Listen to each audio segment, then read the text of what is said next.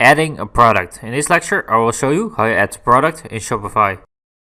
Alright, I'm going to show you how to add a product in Shopify. I'm going to click on products. And right over here, you can click on the blue button, on the add product button.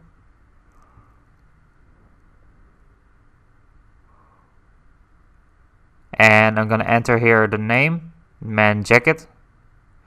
And a little description, just copy and paste. And I'm going to upload the image of the product right over there. And I'll wait. Okay, that's the first image. And let me check. Okay, everything's good. And I will upload the second image. Okay.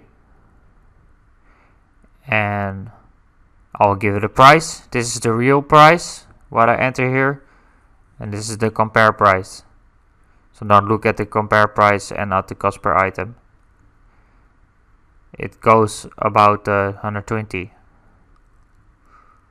Okay, that's great. So yeah, I'm gonna bind it to a collection right over here. I'm gonna select the collection, and I'm gonna select the collection man jackets, and I'm going to save that. And okay, I've added my first product. That's great. Let's view it. I'll wait. And wait.